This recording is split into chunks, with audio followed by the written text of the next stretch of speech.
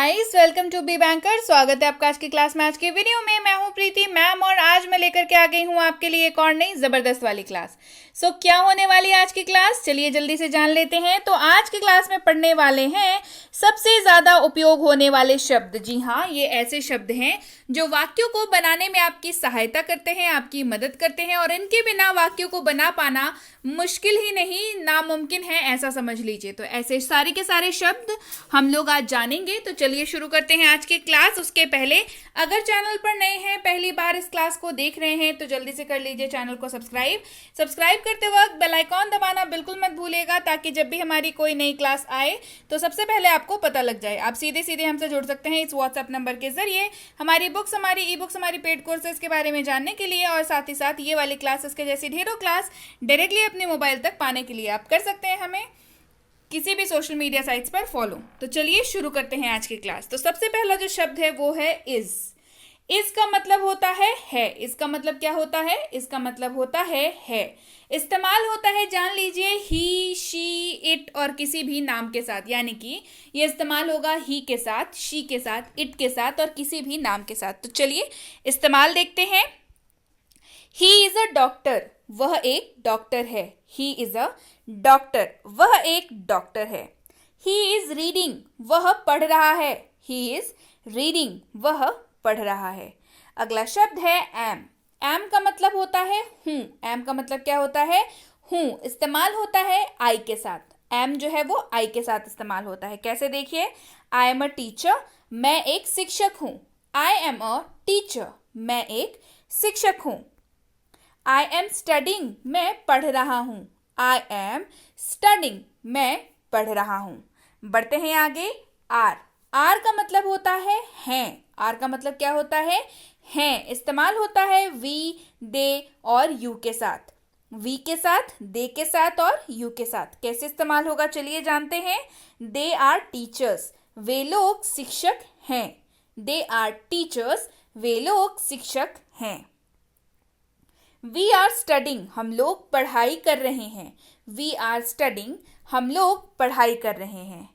अगला है was. Was का मतलब होता है था, थे, थी। किसी भी वाक्य के अंत में अगर आपको दिख जाए था, थे या थी, तो उसका मतलब हो जाएगा उस वाक्य में इस्तेमाल हुआ है वॉज का। वॉज जो है वो आई, ही, शी, इट और किसी भी नाम के साथ इस्तेमाल होता है। कैसे करेंगे इस्तेमाल चलिए जानते हैं। आई वॉज अ राइटर, मैं एक लेखक था। आई वॉज अ राइटर, मैं एक लेखक था। आगे बढ़ते हैं। आई वॉज राइटिंग, मैं लिख रहा था। आई वॉज राइटिंग, मैं लिख रहा था। वर। अगला शब्द है वर।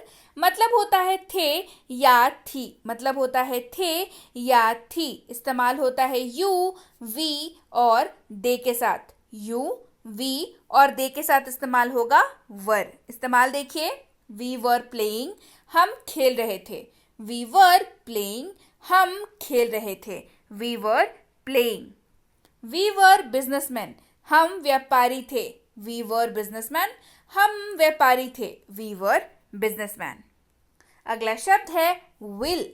WILL पढ़ते हैं इसको। विल मतलब होता है गा, गे, गी। किसी भी वाक्य में अगर आपको अंत में दिख जाए गा, गे या गी, तो उस वाक्य में विल का प्रयोग हुआ होगा।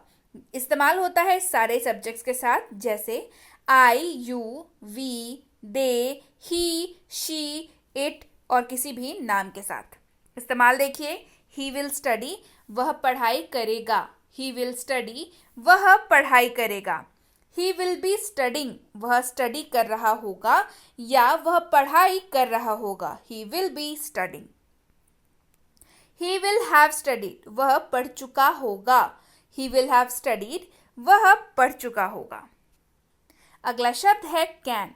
कैन का मतलब होता है सकता है, सकती है, सकता हूं या सकते हैं। सकता है, सकती है, सकता हूं या सकते हैं। इस्तेमाल होगा I, you, we, they, he, she, it और किसी भी नाम के साथ।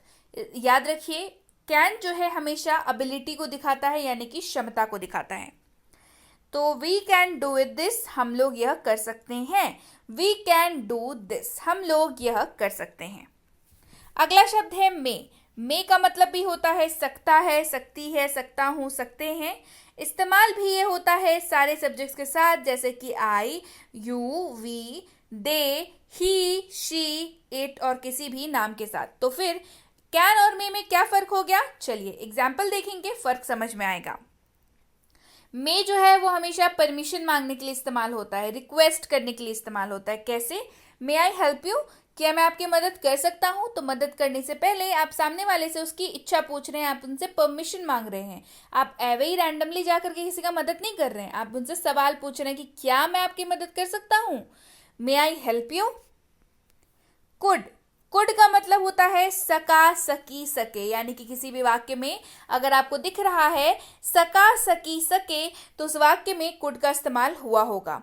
या फिर सकता था, सकती थी, सकते थे अगर दिखे तो भी उस वाक्य में कुड का इस्तेमाल किया जा सकता है। कुड जो है वो कैन का ही पास्ट फॉर्म है, तो ऑब्वियस सी बात है कुड भी क्या दिखाता है, एबिलिटी ही दिखाता है, क्षमता ही दिखाता है। इस्तेमाल ये भी होता है सारे सब्जेक्ट्स के साथ, जैसे कि I, you, we, they, he, she, it और किसी भी नाम के साथ। चलिए तो कुड का इस्तेमाल देख लेते हैं। I could not do it, मैं यह नहीं कर सका। I could not do it, मैं यह नहीं कर सका। अगला शब्द है कैन बी। कैन बी मतलब जा सकता है, जा सकती है, जा सकते हैं। मतलब क्या है, जा सकता है, जा सकती है, जा सकते हैं। इस्तेमाल होगा I, you, we, they, he, she, it और किसी भी नाम के साथ। इस्तेमाल देखते हैं। ही कैन बी चीटेड, उसे धोखा दिया जा सकता है। ही कैन बी चीटेड, उसे धोखा दिया जा सकता है। He can be cheated. अगला शब्द है हैव। हैव का मतलब होता है पास है। हैव का उपयोग दो तरह से होता है, एक हेल्पिंग वर्ब के रूप में और एक मेन वर्ब के रूप में। तो अभी सबसे पहले हम लोग मेन वर्ब के रूप में इसका इस्तेमाल जानेंगे। मतलब जान लीजिए, मतलब जो है वो सेम रह जाता है, बस इसका रोल बदल जाता है। मतलब होता है पास है। आई हैव अ बुक, मेरे पास एक बुक है। आई हैव अ बुक, मेरे पास एक बुक है। इस्तेमाल होगा आई, यू, वी, दे, इन सब के साथ इस्तेमाल होगा। क्लियर। अब देखते हैं हैव का प्रयोग हेल्पिंग वर्ब के रूप में। इसका इस्तेमाल भी आई, यू, वी और दे के साथ ही होगा। यू हैव स्टडीड, आप पढ़ाई कर चुके हैं।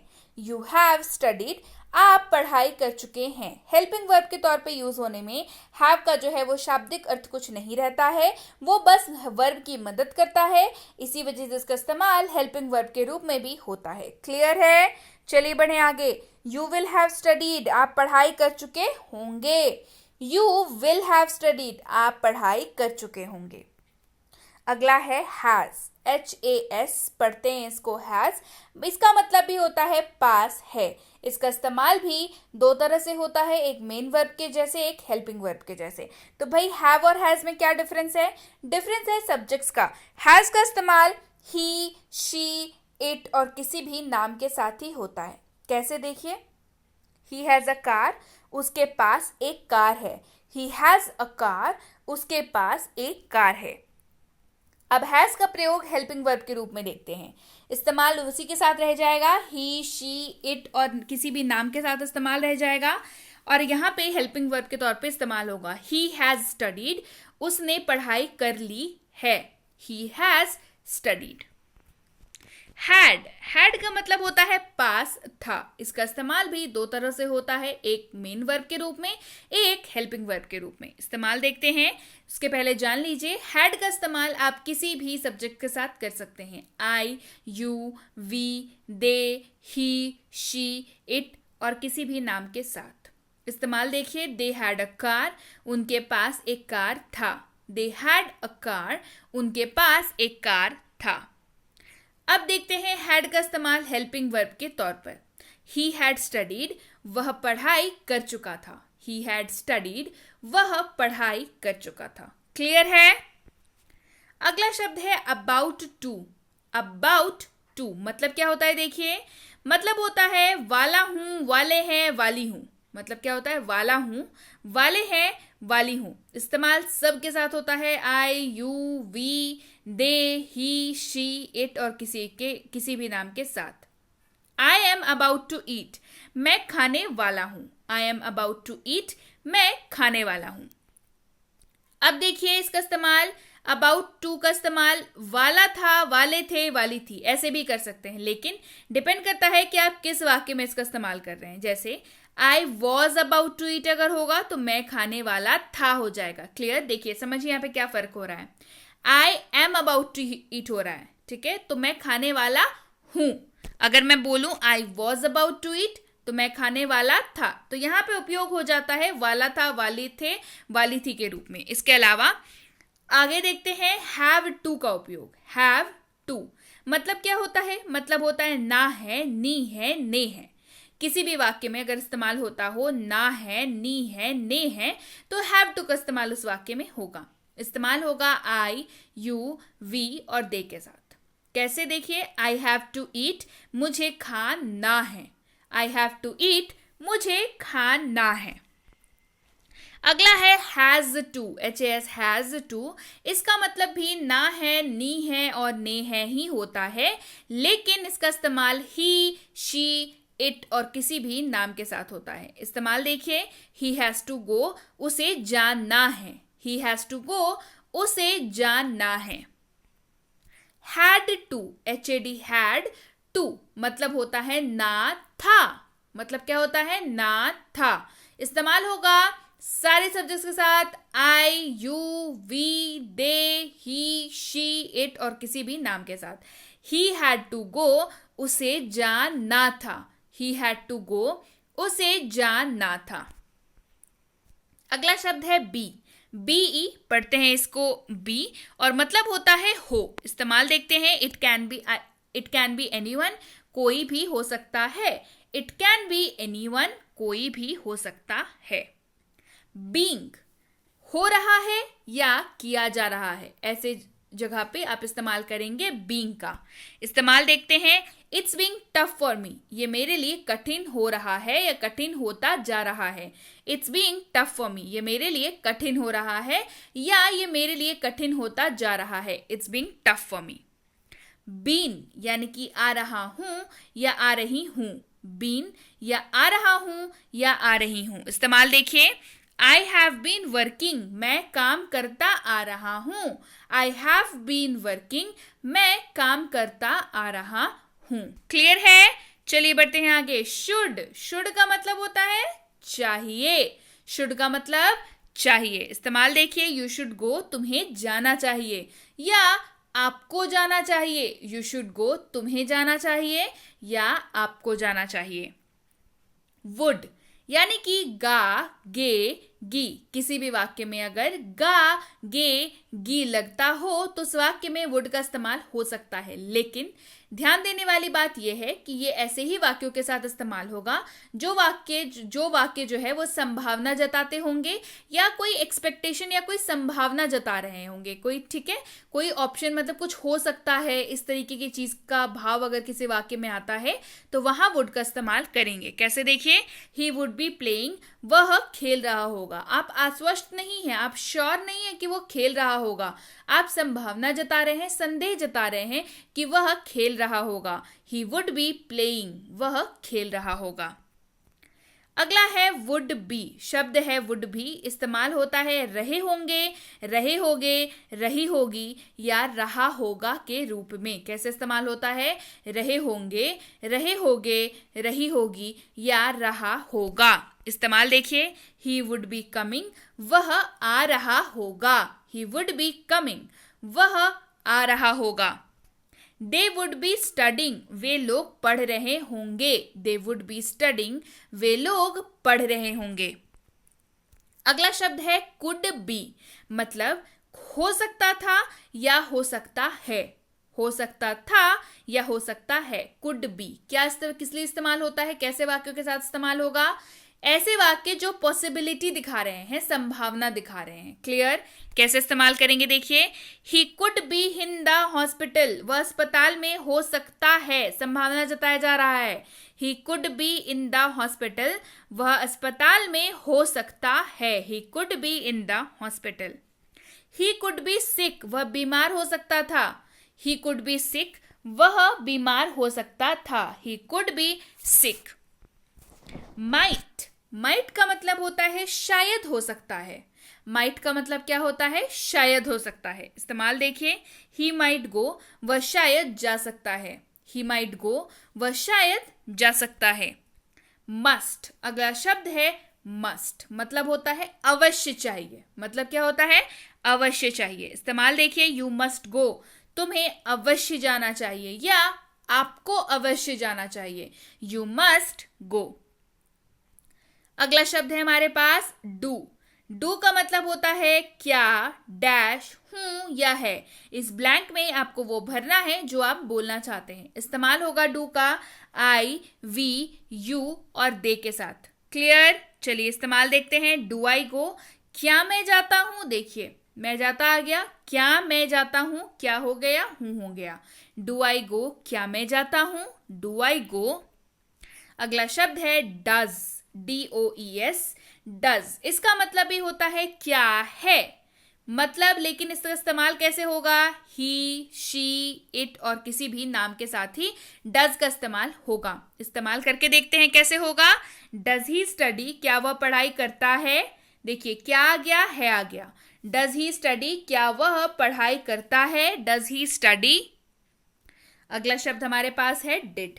डिड का मतलब होगा कि पहले क्या रहेगा, फिर आपको जो भी मैटर बोलना है वो, उसके बाद अंत में था, थे, थी, इन्हीं तीनों से वाक्य जो है वो एंडिंग होगा।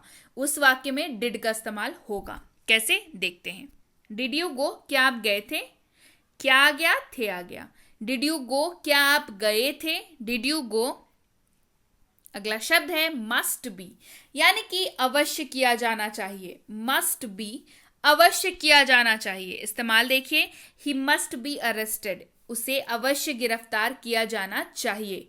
ही मस्ट बी अरेस्टेड, उसे अवश्य गिरफ्तार किया जाना चाहिए। यू मस्ट बी हायर्ड, आपको अवश्य काम पर रखा जाना चाहिए। यू मस्ट बी हायर्ड, आपको अवश्य काम पर रखा जाना चाहिए। अगला शब्द है गोइंग टू। गोइंग टू मतलब करने जा रहा हूं या वाला हूं। करने जा रहा हूं या वाला हूं। इस्तेमाल देखते हैं। I am going to play, मैं खेलने जा रहा हूं। I am going to play, मैं खेलने जा रहा हूं। आगे बढ़ते हैं। May be. मे बी का मतलब होता है किया जा सकता है। किया जा सकता है, ये क्या दिखाता है? संभावना दिखाता है। इस्तेमाल देखिए, ही मे बी चीटेड, उसे धोखा दिया जा सकता है। ही मे बी चीटेड, उसे धोखा दिया जा सकता है। He may be cheated. You may be fired, आपको काम से निकाला जा सकता है। यू मे बी फायर्ड, आपको काम से निकाला जा सकता है। You may be fired. अगला शब्द है हमारे पास नीड। NEED, नीड मतलब होता है जरूरत है। मतलब क्या है? जरूरत है। इस्तेमाल देखिए, दे नीड प्रूफ, उन्हें प्रमाण की जरूरत है, उन्हें सबूत की जरूरत है। दे नीड प्रूफ, उन्हें प्रमाण की जरूरत है। वी नीड इंफॉर्मेशन, हमें जानकारी की जरूरत है। वी नीड इंफॉर्मेशन, हमें जानकारी की जरूरत है। शुड बी मतलब होना चाहिए। शुड बी, होना चाहिए। He should be at home, उसे घर पर होना चाहिए। He should be at home, उसे घर पर होना चाहिए। He should be at home.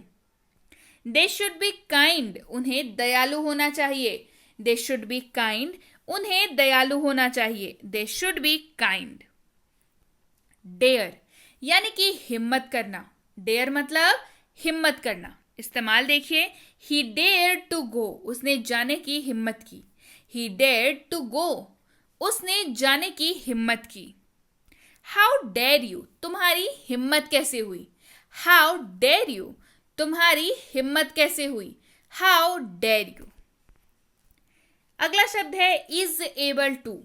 देखिए, एबल टू के साथ जब इज लगे तो एबल टू का इस्तेमाल इज के साथ, एम के साथ, आर के साथ, वॉज के साथ, वर के साथ, इन सब के साथ होता है।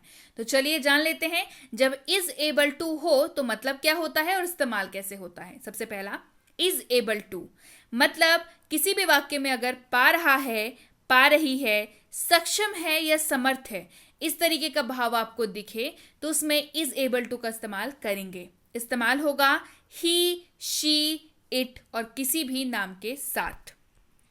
वह चल पा रहा है, he is able to walk.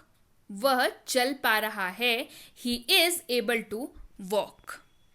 यह उड़ पा रहा है, it is able to fly. यह उड़ पा रहा है, it is able to fly. अगला शब्द है एम एबल टू। ये क्या दिखाता है? पा रहा हूं या सक्षम हूं, इस्तेमाल आई के साथ होगा। पा रहा हूं या सक्षम हूं, इस्तेमाल सिर्फ आई के साथ होगा। कैसे होगा देखिए, मैं पढ़ पा रहा हूं, I am able to study. मैं पढ़ पा रहा हूं, I am able to study. मैं देख पा रहा हूं, I am able to see. मैं देख पा रहा हूं, I am able to see. अगला शब्द है आर एबल टू, यानी कि पा रहे हैं या सक्षम हैं। पा रहे हैं या सक्षम हैं, इस्तेमाल होता है सिर्फ यू, वी और दे के साथ। यू, वी, दे के साथ ही इस्तेमाल होगा आर एबल टू। इस्तेमाल देखिए, वे जा पा रहे हैं, they are able to go. वे जा पा रहे हैं, they are able to go. आप नाच पा रहे हैं, you are able to dance. आप नाच पा रहे हैं, you are able to dance. अगला है वॉज एबल टू। जब आपको वाक्य में दिखे पा रहा था, पा रही थी, सक्षम था या समर्थ था, तो इस्तेमाल करेंगे वॉज एबल टू। इस्तेमाल होगा आई, ही, शी, इट और किसी भी नाम के साथ। मैं पढ़ पा रहा था, I was able to read. मैं पढ़ पा रहा था, I was able to read. वह चल पा रहा था, he was able to walk. वह चल पा रहा था, he was able to walk. Were able to, पा रहे थे या सक्षम थे। वर एबल टू, पा रहे थे या सक्षम थे, इस्तेमाल होगा यू, वी और दे के साथ। इस्तेमाल होगा यू, वी और दे के साथ। कैसे देखिए, वे पढ़ पा रहे थे, they were able to read. वे पढ़ पा रहे थे, they were able to read. आप पढ़ पा रहे थे, you were able to read. आप पढ़ पा रहे थे, you were able to read. अगला शब्द है ought to। OUGHT, ought to मतलब होता है चाहिए। मतलब होता है चाहिए। दिखाता क्या है? ये दायित्व दिखाता है, रेस्पॉन्सिबिलिटी दिखाता है। दायित्व दिखाता है, रेस्पॉन्सिबिलिटी दिखाता है। इस्तेमाल देखिए, you ought to respect women। आपको महिलाओं का सम्मान करना चाहिए। You ought to respect women। आपको महिलाओं का सम्मान करना चाहिए। ये एक तरीके से आपका दायित्व है, एक रिस्पॉन्सिबिलिटी है कि आपको हर महिला का सम्मान करना चाहिए। You ought to respect women। Clear है?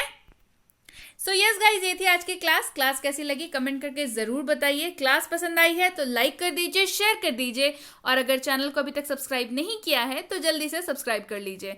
क्लास ये वाली बेहद जबरदस्त, बेहद इंपॉर्टेंट, काफी काम आने वाली क्लास है आपकी। यही वो सारे हर्डल्स हैं, यही वो सारी बाधाएं हैं जो आपको अंग्रेजी बोलते वक्त आपको दिक्कत का सामना करना पड़ता है। तो ये जो है इस क्लास के बाद ये बाधा आपको नहीं होगी। अब आपको पता चल गया है कि आप किस शब्द के जगह पे अंग्रेजी के किस शब्द को इस्तेमाल करेंगे और वाक्यों को बहुत ही खूबसूरती से बना लेंगे।